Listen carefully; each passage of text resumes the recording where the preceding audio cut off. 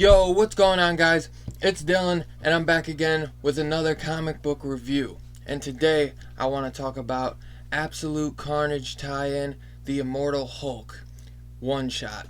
Written by Al Ewing, and not Joe Bennett, sadly, on the arts, but we got Felipe Andretti on the art, on the pencils, and Chris O'Halloran on the colors. Um, for the story that was done in this issue, I think the artwork went good with the story. Honestly, otherwise I probably wouldn't have really been a fan of the artwork because I'm just so used to Joe Bennett slaying it on Immortal Hulk. But for what this story was, I think that Felipe Andretti did a good job, and I enjoyed it. But it could have been better. The arts could have been better. That might just be my being so used to Joe Bennett, but it's just not as good in my opinion. It's just a completely different style. It worked a bit for the story because the story basically is almost taking place inside of Bruce's mind in a way. But this is basically the catch up between, so you can figure out how Bruce Banner got involved in the Absolute Carnage issue in it was either issue 2 or 3.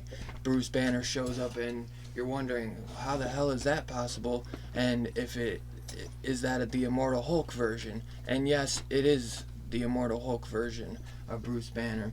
And basically they talk about how Bruce and the Hulk have never bonded with the symbiote or a Venom symbiote before, and basically that's the biggest thing, is that they're talking inside his head, wondering if it's a good idea to let Venom join the team, because basically right now in Bruce's head they have like a good little system going on right now, and where they're kind of all talking, where they have Immortal Hulk, they have Devil Hulk, they have Joe Fixit Hulk, which is, obviously Grey Hulk, and then we got Bruce Banner, and that's all I see so far. That's all I've seen in his head. But then you got, Venom approaching, and he's in, because they're like inside his head in the black room, and then Venom's in the shadows, because they're debating whether or not they should let him in. Devil Hulk doesn't think it's a good idea, but they know that they'll be stronger together to fight this war. And not much more really happens than that. They basically just show from point A to B how Bruce Banner got involved into this storyline. And for that, it was worth the purchase, in my opinion. If you are an Immortal Hulk fan and you've been reading the entire Al Ewing run and Absolute Carnage, this is definitely worth the pickup, in my opinion, for sure. It's a bummer that it's $4.99. That's it. The pricing that Marvel is doing with some of these books is outrageous, and it is a big reason why I've cut back on a lot of my books, because I think I want to start trying to put more money towards the independent ones, because those are the companies that need it. Marvel and DC, they're always going to do good, and I'll always be buying certain titles from them no matter what. But I feel like I want to start getting more into these indie titles, independent and everything. But I love my soup stories, so there's certain ones that I will never drop. And yeah, but for the most part, I am so excited for next issue, Absolute Carnage next week. I am so excited. Issue 4, and I believe there's a lot of tie-ins coming, like an Avengers tie-in for Absolute Carnage, but it's not an Avengers like Jason Aaron one, which is a bummer. It's like somebody else is writing it, but I know Clayton Crane is on the cover, which is really cool. That's what actually makes me want to get the book, but it's $5, so don't know if I'll be getting that one because of the price. If it was $4, you might get me.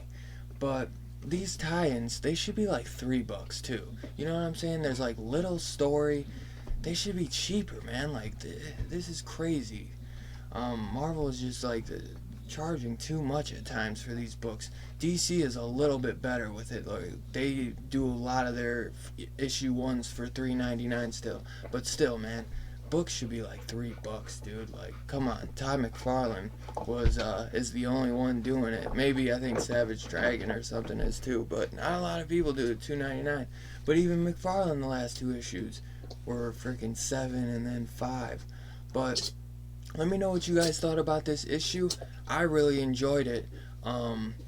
And yeah, I would yeah, I can't wait for next issue 25 of Immortal Hulk, and I cannot wait for Absolute Carnage issue 4. Let me know what you guys thought in the comments down below, and let me know if you guys are as pumped as I am for Absolute Carnage issue 4 coming this week.